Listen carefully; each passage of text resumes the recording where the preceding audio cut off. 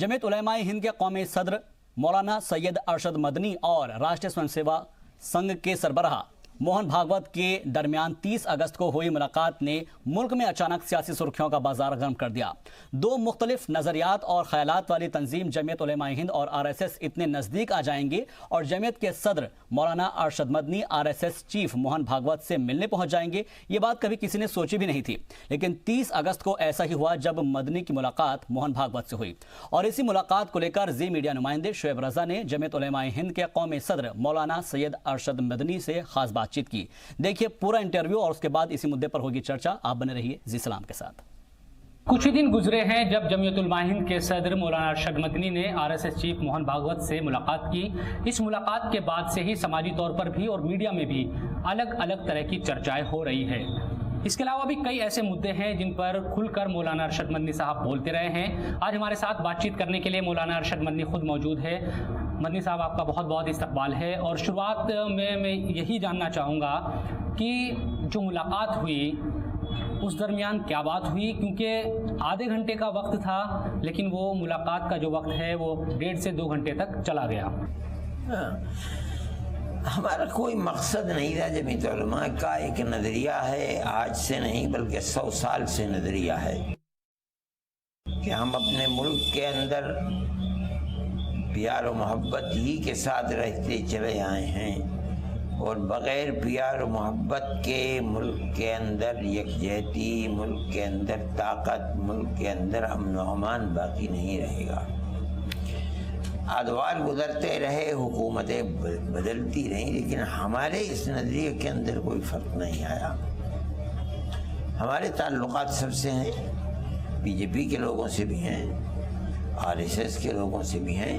मैंने जिन RSS के लोगों को इस मुद्दत में करीब से देखा उनमें बाद लोग बहुत अच्छे किरदार के और बड़े मजबूत, समझदार, पढ़े लिखे डॉक्टर हैं। मेरी उन्हीं से महीने 2 महीने में कभी एक मरतबा, मैं कभी नहीं गया, मैं जानते ही नहीं हूँ कि RSS का दफ्तर है कहाँ, लेकिन वो लोग कभी कभी आते थे, पहले से मुझे बता देते थे कि हम आ रहे हैं, गुफ्तगू होती थी और अपने नज़रिए ही के ऊपर गुफ्तगू होती थी।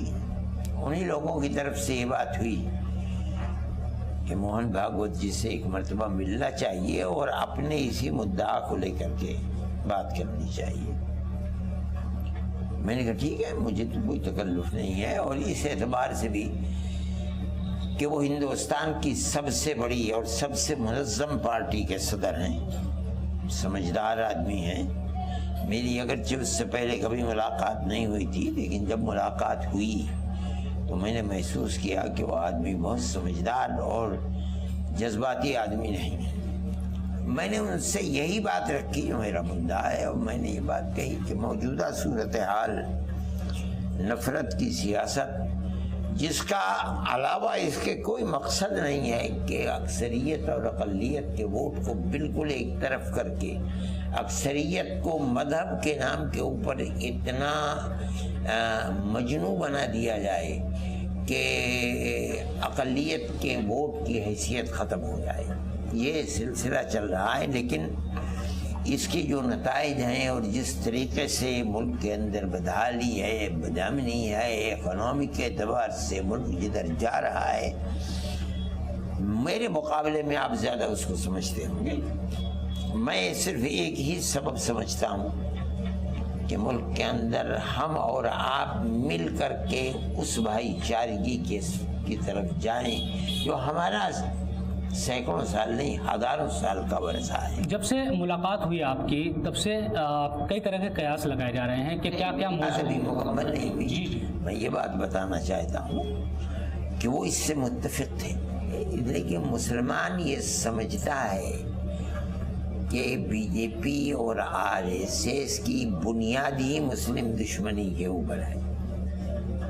आज आप जो बात फरमा रहे हैं, और यकीनन मैं इस बात को ये नहीं समझता हूँ कि किसी रास्ता चलते आदमी की बात है, आपकी बात है, तो इसका आपको ऐलान करना होगा। वो कहने लगे मैं तो कह चुका हूँ, मैंने तो तालकटोरा में या किसी जगह किसी स्टेडियम मैंने कहा था ये ऐलान नहीं है। आपको मजमे में मुसलमानों के सामने ये कहना होगा कि हमारा नजरिया ये है। ہم اس میں آپ کے گلے گلے پانی میں آپ کے ساتھ ہیں۔ چنانچہ انہوں نے کہا کہ بالکل ہم اس کے لیے تیار۔ تو کیا آنے والے وقت میں ہم یہ مانیں کہ آپ اور موہن بھاگوت دونوں ایک منچ پر بھی کسی مجمع میں نظر آ سکتے ہیں؟ میں تو اس کے لیے تیار ہوں، اس لیے کہ ہمارا تو ایک ایسا نظریہ ہے یہ کہ ہم یہ سمجھتے ہیں کہ ملک ایسا ملک ہے جس کے اندر بے شمار اقلیتیں رہتی ہیں، اور ہم اپنی وہ پرانی تاریخ جس میں گاؤں گاؤں دیہات دیہات پیار و محبت کے ساتھ رہتے تھے، جب تک ہم اس تاریخ کی طرف نہیں پلٹیں گے اس وقت تک ملک کے اندر تر و تازگی اور مضبوطی نہیں آئے گی۔ آپ نے کہا کہ لمبے وقت سے رابطہ رہا، تو تقریباً ہم مانیں کہ 2-3 سال سے بات چیت چل رہی ہے۔ ایک ڈیڑھ سال سے 1-1.5 سال سے تو RSS سے جڑے ہوئے لوگ آپ کے پاس آتے رہتے تھے۔ ہمیں کیا اس کے اندر تردد ہے؟ نہ ہمیں کچھ لینا ہے، نہ کوئی الیکشن لڑنا ہے، نہ ہم کسی چیز کے محتاج ہیں۔ آپ کو یہ کیوں لگا کہ یہی صحیح موقع ہے اب ملاقات کر لی جائے؟ ایسا کیوں لگا؟ مطلب یہ ہے کہ ملاقات کے لیے تو وقت انہوں نے کیا اور انہی کی طرف سے یہ بات ہوئی، لیکن جو موجودہ صورتحال میں ہے ملک کی، ہر انسان کے دل میں ایک چسک ہے کہ ملک کدھر جا رہا ہے، اور میں یہ سمجھتا تھا کہ یقیناً موہن بھاگوت جی کے دل کے اندر بھی، اور مجھے خوشی ہوئی کہ وہ بھی یہ سمجھ رہے ہیں کہ جو روش جمعیت علماء نے آج سے 100 سال پہلے کی تھی، اور آج RSS کو 95 سال گزرے ہیں، تو میں یہ سمجھتا ہوں کہ یہ بڑی اچھی چیز ہے کہ RSS آج 95 سال کے بعد وہاں ہے، اور میں اور وہ جمعیت علماء اور RSS اس نظریے کے اندر دونوں شریک ہوں، اور اس لیے میں اس کو اور زیادہ مناسب سمجھتا ہوں کہ نہ وہ پارلیمنٹ اور اسمبلی کے الیکشن کے اندر حصہ لیتے ہیں نہ جمعیت علماء۔ ایک سوال یہ ہے مدنی صاحب کی جو جمعیت علماء ہند ہے وہ مسلمانوں کی سب سے بڑی تنظیموں میں سے ایک ہے، اور RSS کو لے کر جو مسلمانوں کے خیالات ہیں، آپ خود بھی کہہ رہے ہیں کہ نظریے سے تو اختلاف ہے، ابھی بھی ہے RSS کے، تو کیا واقعی ملنے جلنے سے جو چیزیں ہیں وہ بدلے گی، اور جو چیزیں آپ پہلے RSS کو لے کر یا موہن بھاگوت کو لے کر سمجھتے تھے، ملاقات کے بعد آپ کا جو نظریہ خاص طور پر ذاتی طور پر موہن بھاگوت کے لیے وہ چینج ہوا؟ وہ آدمی سمجھدار آدمی ہیں، بہت جذباتی نہیں ہیں، وہ جن چیزوں کو انہوں نے پیش کیا جو ہماری گفتگو ہوئی ہے، اس کے بعد ہم یہ سمجھتے ہیں کہ اللہ کی ذات سے توقع ہے کہ انشاءاللہ اقلیتوں کے ساتھ اور خاص طریقے سے مسلمانوں کے ساتھ جو صورتحال ملک میں کم و بیش 60 سال سے ہو رہی ہے، اللہ چاہے گا تو اس کے اندر تغیر و تبدل ہوگا اور خیر کی طرف ملک چلے گا انشاءاللہ۔ کئی طرح کے قیاس ہے کہ جو ملاقات ہوئی اس میں ایودھیا کا معاملہ بھی تھا، کشمیر کا بھی تھا، NRC کا بھی معاملہ تھا، تو کیا ان سب چیزوں پہ ہوئی کیا؟ یہ غلط ہے، ایودھیا کا کوئی معاملہ اس کے اندر نہیں آیا۔ وہ مسئلہ ہمارا صرف یہی تھا کہ ملک میں جو افراتفری کا ماحول ہے اور ملک کے اندر جو خوف و ہراس ہے، قانون کو اپنے ہاتھ میں لے کر کے جو ملک کے اندر بدامنی ہو رہی، اس کو اگر یہ ختم نہیں ہوگی تو امن و امان کبھی بھی ختم نہیں ہوگا۔ دیوانوں کی کمی کسی بھی محاذ کے اندر کم نہیں ہے، دیوانوں کی کمی نہیں ہے۔ خدا نخواستہ اگر یہ چیز بڑھتی ہی چلی گئی تو ملک کا ہوگا کیا، امن و امان کا کیا ہوگا، اکنامی کا کیا ہوگا، اقتصادی اعتبار سے تباہی و بربادی ہوگی تو ہم کہاں جائیں گے؟ اس لیے ہم اس وقت اس گفتگو میں سارے مسائل کو اٹھا لیتے ہیں، ہم نے یہ بات مناسب نہیں سمجھی۔ یقیناً آسام کا مسئلہ اس کے اندر آیا، بلکہ ہم نے یہ کہا کہ اس مسئلے کے اندر RSS کے ساتھ چلنے میں ہم نے پہل کی ہے۔ یہ سوال ہوا وہاں کہ وہ کیسے، میں نے کہا میں آپ کو بتاتا ہوں۔ ایک مسئلہ اگر کی لکڑی کا چل رہا تھا، اور وہ وہاں کے ایسا مسئلہ تھا کہ جس کے اندر 95% مسلمان اور انتہائی غریب مسلمان اس کے اندر، ہندو بہت کم ہے۔ کانگریس گورنمنٹ نے اس کے اوپر پابندی لگا دی تھی، ہم نے بہت کوشش کی مگر ان کی مسئلات تھی، وہ چیز نہیں چل سکی۔ یہ عجیب و غریب بات ہے کہ BJP گورنمنٹ نے اس دروازے کو کھول دیا۔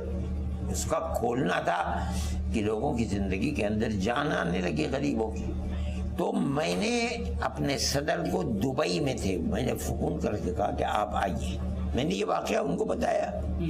चुनांचे वो आए और मैंने उनसे कहा कि आप चीफ मिनिस्टर के साथ बैठिए, एक जलसा बुलाइए, लोगों को जमा कीजिए, उन गरीबों को, और आप ये कहिए कि आपने ये बहुत अच्छा मामला किया है, हम इस मसले के अंदर आपको मुबारकबाद देते हैं। चुनांचे वो आए, तकरीबन 30-35 हज़ार आदमी जमा हुए, और ये मुसलमान ही थी अक्सरियत इनके अंदर, लेकिन उन्हीं बेचारों की रोटी रोजी का मसला था। और उस मसले के अंदर ये बात भी हुई कि हमारा मदरसा है, इसमें 2-2.5 हज़ार लड़के रहते हैं, और हमारे करीब के अंदर ही आपका विश्वविद्यालय है जिसके अंदर कई हज़ार बच्चे रहते हैं, और बावजूद है कि इसके ऊपर 50 साल गुजर गए, लेकिन कभी ना आप हमारे यहाँ आए ना हम आपके यहाँ आए हैं। क्यों ना हम इस सिलसिले के अंदर आपसे ये पहल करके बात करें कि आप हमारे यहाँ देखिए हम क्या पढ़ा रहे हैं, हमारा माहौल क्या है, हम आपके यहाँ जाएंगे, देखेंगे कि आप तरबियत क्या कर रहे हैं बच्चे की, इससे एक दूसरे के करीब होंगे। तो चुनांचे उन्होंने, चीफ मिनिस्टर ने फौरन बुला करके जो RSS के लोग थे उनसे ये कहा कि आप अपने ताल्लुकात को ठीक कीजिए। मैं इसीलिए कहता हूँ कि मुझे ये तवक्को है कि इंशाअल्लाह हम मुस्तक़बिल के अंदर मुल्क के अंदर भाईचारगी को पैदा करने के अंदर अगर साथ मिल जाएंगे तो ये अजीब व गरीब इनकलाब मुल्क के अंदर पैदा हो। कई ऐसे मसले हैं जिन पर अगर आपसी बातचीत के जरिए बात को आगे बढ़ाया जाए तो यकीनन मसले सुलझ सकते हैं। तो क्या वाकई अब उस दिशा में, उस तरफ, उस जानिब चलने की कोशिश? मैं अभी कोई बात नहीं कह सकता हूँ, लेकिन मुझे अल्लाह की ज़ात से तवक्को है, ये मुल्क हमारा है, हम हमेशा से इसी मुल्क में रहते आए हैं और हमें हमेशा मुल्क के अंदर रहना है। हम समझते हैं कि अगर प्यार मोहब्बत की फिदा पैदा होगी, जिसमें सबसे बड़ी बुनियाद RSS की है, इसलिए कि वो सबसे बड़ा एक गठबंधन है, तो हम ये समझते हैं कि वो अगर इसके लिए खड़े हो जाएंगे तो इससे बेहतरीन चीज़ मुल्क के लिए कोई और नहीं है। चलिए, मौलाना अरशद मदनी साहब ने कई सवालों के जवाब दिए। हालांकि मुलाकात अभी भी जारी है, फिलहाल वक्त तो चला एक छोटे से ब्रेक का, ब्रेक के बाद ही खास मुलाकात जारी रहेगी। आज हमारे साथ मौजूद है खास मुलाकात में मौलाना अरशद मदनी साहब।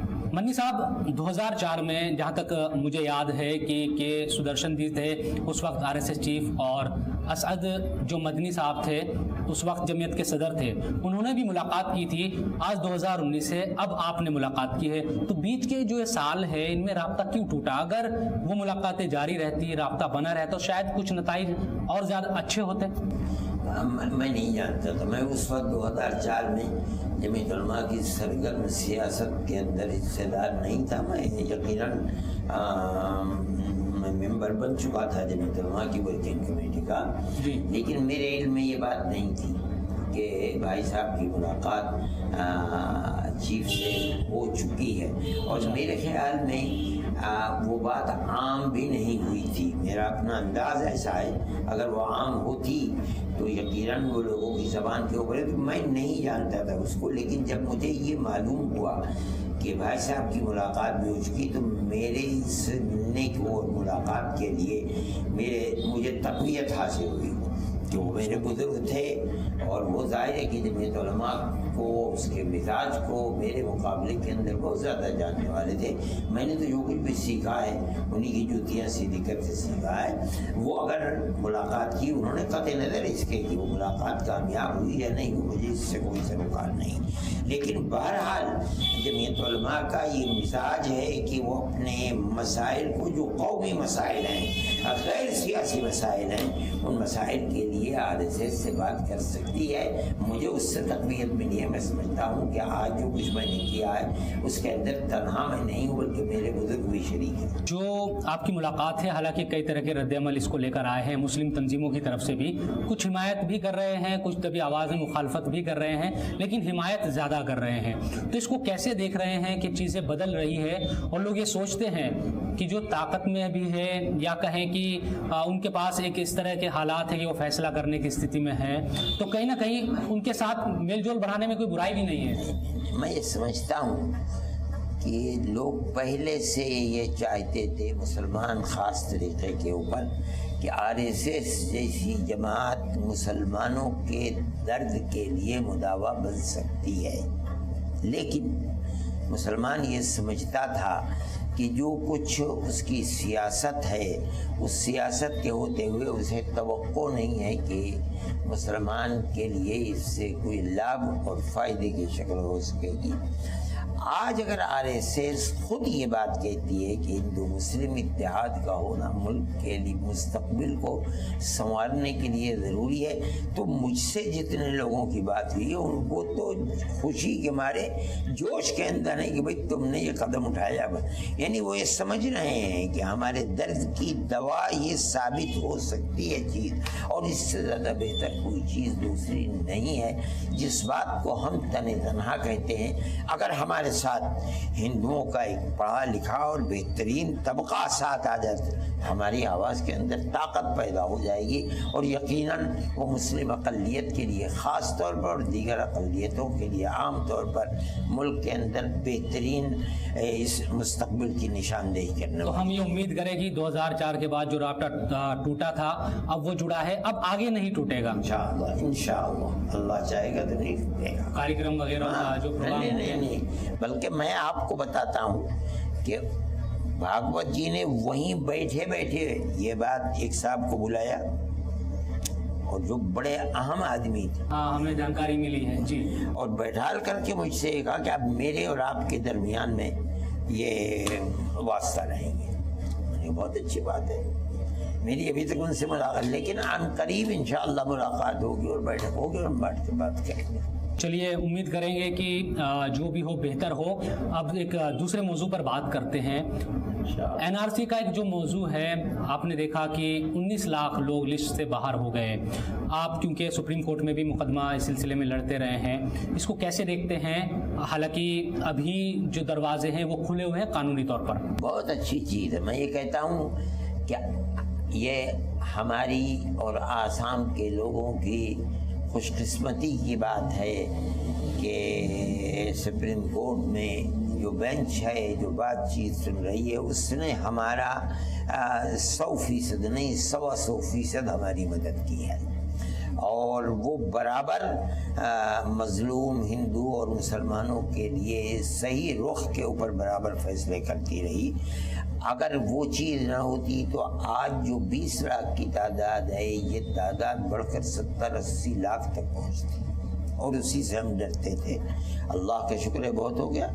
پھر اس کے بعد میں اس کو بہت خوش آئند سمجھتا ہوں کہ ملک کے وزیر داخلہ نے، صوبے کے چیف منسٹر نے یہ بات کہی کہ لوگ یہ نہ سمجھیں کہ جن کے نام نہیں آئے ہیں وہ ان کو نیشنلٹی کے حق سے وہ محروم رہ گئے، بلکہ انہیں 120 دن تک 4 مہینے تک انہیں جو ہم نے سینٹر بنائے ہیں ہزاروں کی تعداد میں وہاں جا کر کے اپنے ثبوت کو فراہم کرنا ہے۔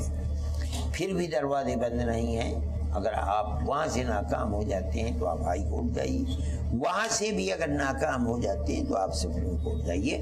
میں سمجھتا ہوں کوئی گھبرانے کی بات نہیں ہے، اور جمعیت علماء کی طرف سے مجھے خوشی ہے کہ میں یہ بات کہتا ہوں کہ آج تک جس طرح جمعیت علماء نے ہر طرح کی بازی لگا کر کے اس مسئلے میں ہندو مسلمان کی لاکھوں کی تعداد میں مدد کی ہے، ہم انشاءاللہ آخری وقت تک مدد کرتے رہیں گے۔ ایک موضوع اور ہے کشمیر کا۔ پچھلے تقریباً 25-26 دن ہو چکے ہیں، وہاں کرفیو بھی جاری ہے۔ حالانکہ یہ کوشش سرکار کی طرف سے لگاتار جاری ہے، اور یہ سرکار کامیاب بھی رہی اس میں کہ کسی بھی طرح کی کوئی ہلاکت نہیں ہوئی، اور لگاتار لوگوں کو کوشش کی جا رہی ہے کہ وہاں امن ہو۔ کشمیر کا جو موضوع ہے وہ کیونکہ آزادی کے بعد سے ہی پورا ایک طریقے سے بہت زیادہ اس پر بات چیت ہوتی رہی ہے، تو ابھی آپ کیسے کشمیر کے موضوع کو دیکھ رہے ہیں، اور کیا حکومت سے بھی کہنا چاہیں گے اور کشمیر کی عوام سے بھی؟ کشمیری کو جب تک آپ یہ یقین نہیں دیں گے کہ ہم تمہارے تمام حقوق کے محافظ ہیں، جس طرح ہندوستان کے کسی بھی صوبے میں किसी भी मजहब के मानने वाले के हुकूक की गारंटी देते, इसी तरह तुम्हारे हुकूक की भी गारंटी। तब तक कश्मीरी के हाथ को पकड़ना मैं नहीं समझता हूँ कि आसान था। लेकिन सरकार तो कर रही है वहाँ, अभी किस तरह के ऐलानात भी क्योंकि हो रहे हैं तमाम चीजें। देखिए अभी ये कोर्ट के अंदर मसला है, इसलिए इसके ऊपर ज्यादा नहीं बोला जा सकता है। किस तरह से फिर चीजें हो, क्योंकि सरकार कह रही है कि 370 की वजह से वहाँ जो मरकजी स्कीमें थी या तमाम जो तरक्की के काम थे वो नहीं हो पाते थे। मेरे भाई यही बैठ करके उनको समझाना है, उनको इसी पर एग्री करना है। जो उनके समझदार लोग हैं आप उनको बताइए कि कश्मीरी अवाम का ये नुकसान हो रहा है और आप उनके दिल को खोल कर उनसे ये कहिए कि हम आपकी हर तरह की मदद करने के लिए तो वहाँ लंबे वक्त से काम करती रही, आप भी आगे। नहीं, जमीयत उलमा ने कश्मीर की हालात को देखते हुए सारे हिंदुस्तान को अपनी तहरीक का मरकज बनाया, अलावा कश्मीर के। आप नहीं जानते कि वहाँ आई तो नहीं, ये अलग बात है, ये तो ताउन और मदद की बात है। लेकिन कश्मीर वो सूबा है जहाँ जमीयत उलमा की यूनिट नहीं कायम की गई थी हमारे बुजुर्गों के ज़माने के अंदर। क्यों ऐसा क्यों? चूँकि वहाँ जो आवाज़ उठ रही थी वो मुल्क से अलहदगी की आवाज़ उठ रही थी, इसलिए जमीयत उलमा उस जंजाल के अंदर नहीं फंसी। अभी किस तरह से जमीयत किस तरह से भूमिका एक किरदार निभा सकती है कश्मीर के मामले में? तो अल्लाह, हम तो जो किरदार निभा सकते हैं हमारा तो नज़रिया यही है। और मैं समझता हूँ कि जितने समझदार और पढ़े लिखे लोग हैं वो अगर इस नहज के ऊपर गवर्नमेंट मैदान में आएगी तो कोई वजह नहीं है कि वो लोग गवर्नमेंट से गुफ्तगू करने के अंदर पीछे हटेंगे। मैं नहीं समझता हूँ ये बात। तो मौलाना अरशद मदनी साहब जिन्होंने कई मौजूओं पर खुलकर बात की, उसमें चाहे आरएसएस चीफ मोहन भागवत से मुलाकात का मसला हो, एनआरसी का मसला हो या कश्मीर का मौजू हो, मदनी साहब का यही कहना है कि आरएसएस से जो मुलाकात का सिलसिला शुरू हुआ है वो अब टूटेगा नहीं और उम्मीद है कि आपसी जो भाईचारा है हिंदू मुस्लिम वो और ज़्यादा मजबूत होगा। शुक्रिया मदनी साहब आपसे हमसे बातचीत करने के लिए, और फिलहाल इस खास मुलाकात में इतना ही।